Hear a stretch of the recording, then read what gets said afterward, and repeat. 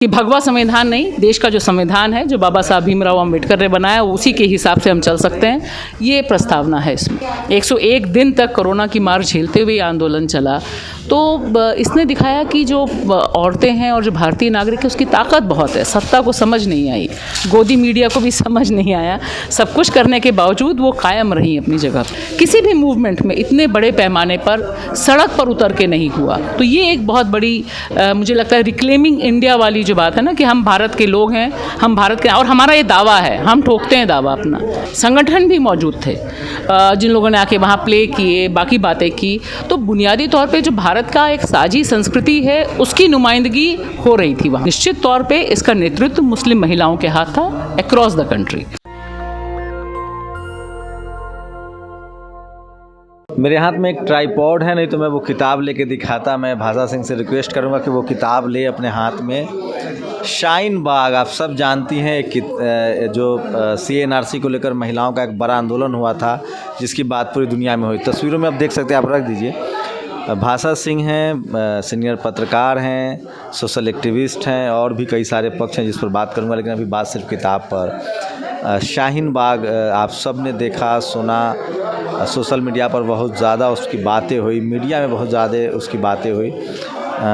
आपके नज़रिए से क्या था, क्या ख़ास था, और क्यों आप मजबूर हुई किताब लिखने के लिए? देखिए, मुझे लगता है कि इस पूरे के पूरे आंदोलन ने ये दिखाया कि संविधान और बाबा साहब अम्बेडकर सिर्फ एक सेक्शन के लिए आंदोलन का मुद्दा नहीं है। पहली बार मुझे लगता है आज़ादी के बाद से इतने बड़े पैमाने पर एक ऐसा आंदोलन हुआ जिसको मैंने कलकत्ता से लेकर केरल तक देखा, और हर जगह ये दो प्रतीक समान रूप से मौजूद थे, सबसे बड़ी ढाल। और दूसरी चीज़ जो मुझे लगी कि मुस्लिम महिलाएं खुद को बतौर भारतीय नागरिक इस्टेब्लिश करने के लिए इतनी कोशिश उन्होंने की, पूरी तरह से अहिंसक आंदोलन रखा, और जो मुल्ला मौलवी की राजनीति है उसको बिल्कुल बाहर रखा।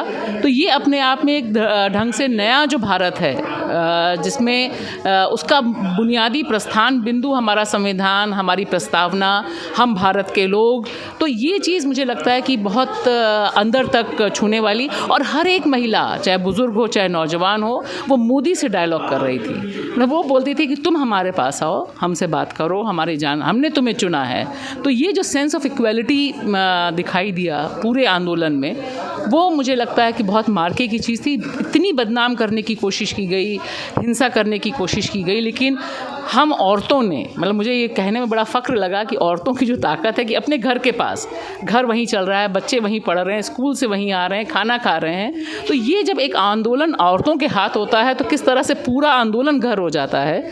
ये एक अपने आप में बहुत बेमिसाल चीज़ थी, जिसने मुझे लगता है कि ये इसको एक डॉक्यूमेंट करना मुझे लगा बहुत ज़रूरी है। और ये दरअसल भारत है, जिस तरह से तमाम और सेक्शन के लोग इसमें शामिल हुए, लंगर चले, सारी चीज़ें हुई, सब इतनी कड़ाके की सर्दी में बाहर रहीं, 101 दिन तक कोरोना की मार झेलते हुए आंदोलन चला, तो इसने दिखाया कि जो औरतें हैं और जो भारतीय नागरिक है, उसकी ताकत बहुत है। सत्ता को समझ नहीं आई, गोदी मीडिया को भी समझ नहीं आया, सब कुछ करने के बावजूद वो कायम रही अपनी जगह पर। आपको लगता है कि मुस्लिम कम्युनिटी ने इससे पहले इस तरह से संविधान को लेकर कोई डिस्कोर्स नहीं हुआ था, कोई अडॉप्टेशन नहीं था? मुझे सिर्फ मुस्लिम समुदाय की बात नहीं है, मुझे लगता है पूरे भारत में संविधान को लेकर इस तरह का डिस्कोर्स जनता के बीच ले जाने वाला, पाठ करने वाला, और हर जगह दुहाई देने वाला कि नहीं, ये हमारा राइट है, हम नागरिक हैं, ये इससे पहले किसी भी मूवमेंट में इतने बड़े पैमाने पर सड़क पर उतर के नहीं हुआ। तो ये एक बहुत बड़ी मुझे लगता है रिक्लेमिंग इंडिया वाली जो बात है ना, कि हम भारत के लोग हैं, हम भारत के, और हमारा ये दावा है, हम ठोकते हैं दावा अपना। ये बहुत मैं तो ज़्यादा नहीं गया, 2-4 बार गया था रिपोर्टर के लहजे से। आप लगातार उस पर किताब लिख रहे हैं। लोग कह रहे थे अभी आपके वक्ता की हिंदू महिलाएं भी थी। हिंदू महिलाएं जब वो कहते हैं तो सवर्ण महिलाओं की भी भागीदारी थी इसमें? देखिए, मुझे लगता है कि यहाँ पे जो महिलाएं थी, महिला लीडरशिप के तौर पे, अगर दिल्ली का नुमाइंदगी आप देखी जाए तो बहुत मिक्स था। इसमें सिर्फ डोमिनेंट कास्ट की महिलाएं हों ऐसा भी नहीं दिखाई देता, सिर्फ महिलाएं हों ऐसा नहीं, थर्ड जेंडर भी बहुत मौजूद था, और वो भी किताब में है, जहाँ एक किन्नर समुदाय के व्यक्ति लगातार आते हैं और अपना प्रतिनिधित्व करते हैं। तो मुझे लगता था कि एक ऐसा प्लेटफॉर्म था जहाँ किसान भी मौजूद था, जहाँ दलित समुदाय की जो महिलाएं संगठन भी मौजूद थे, जिन लोगों ने आके वहाँ प्ले किए, बाकी बातें की। तो बुनियादी तौर पे जो भारत का एक साझी संस्कृति है उसकी नुमाइंदगी हो रही थी वहाँ। मतलब सवर्ण महिलाओं की मौजूदगी थी। सवर्ण महिलाओं की, देखिए अब इस तरह से मैंने डोमिनेंट कास्ट की ही सारी औरतें थी ये मैं नहीं कह सकती कि सिर्फ डोमिनेंट कास्ट की महिलाएं थी, डोमिनेंट भी रही होंगी। वो जो हम जब डोमिनेंट कास्ट की बात करते हैं तो उसमें जो मूवमेंट्स के रिप्रेजेंटेटिव हैं, अगर उनके आप आगे जाति क्या लगी है उसको देखेंगे तो आप पाएंगे।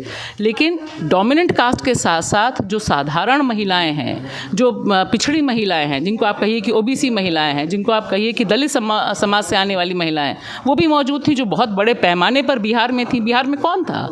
बिहार में सारे के सारे खेतिहर मजदूर महिलाएं जो बैठी हुई थी ना, आरा में बैठी थी, डुमराव में बैठी थी, पटना में बैठी थी, जो घर में काम करती हैं वो लोग बैठे थे। तो जो मिक्स्ड, और निश्चित तौर पे इसका नेतृत्व मुस्लिम महिलाओं के हाथ था अक्रॉस द कंट्री। तो एक आखिरी सवाल मैम कि क्या लग रहा है कि इस किताब को पढ़ने के बाद संविधान के प्रति और रुचि जगेगी लोगों में? देखिए, मुझे लगता है कि इस किताब के ज़रिए कोशिश ये है कि लोकतंत्र में हमारी जो दावेदारी है उसके प्रति लोगों की दिलचस्पी जगनी चाहिए, और संविधान हमारा है, जो भगवा संविधान आज पेश किया जा रहा है तमाम अधार्मिक संसदों में, उसका एक जवाब इसमें मिलना चाहिए लोगों को कि भगवा संविधान नहीं, देश का जो संविधान है, जो बाबा साहब भीमराव अम्बेडकर ने बनाया, उसी के हिसाब से हम चल सकते हैं। ये प्रस्तावना है इसमें। तो मेरी उम्र तो बहुत कम है पत्रकारिता के लिहाज से, मैंने भी CA NRC के लेकर महिलाओं का आंदोलन देखा था। उसमें संविधान को लेकर धारणाएं मजबूत हुई थी और हर हाथ में अम्बेडकर और कॉन्स्टिट्यूशन के बुक था। उस लिहाज से आप समझिए भाषा सिंह तब बारीकियों को समझती हैं, और उन्होंने किताब लिखा है शाहीन बाग। हमें लगता है कि खासकर इस देश के SC ST OBC और माइनॉरिटी को ज़रूर पढ़ना चाहिए। मुझे ये भी पता है वो कौन लोग हैं जो संविधान से पूरी तरह से डिसएग्री करते हैं। मुझे लगता है कि जो मार्जिनलाइज सेक्शन है, चाहे वो रिलीजन के आधार पे या जाति के आधार पे, शायद संविधान उनके लिए बहुत कुछ है, बहुत कुछ बचा रहा है उनका। शाहीन बाग के आंदोलन को भी समझिए और संविधान की क्या महत्ता है, संविधान कितना इंपॉर्टेंट है, वो भी शायद आपको समझ में आए। शुक्रिया मैम। शुक्रिया, बहुत शुक्रिया। शंभू कुमार सिंह, नेशनल दस्तक, दिल्ली। नेशनल दस्तक की आपसे गुजारिश है कि अगर इसको बचाना चाहते हैं तो नेशनल दस्तक को सब्सक्राइब करने के लिए रेड कलर के सब्सक्राइब बटन को दबाएं, फिर बेल आइकन की घंटी दबाएं। नेशनल दस्तक को बचाने के लिए बहुत ज़रूरी है कि हर खबर को शेयर करें, लाइक करें, कमेंट जरूर करें।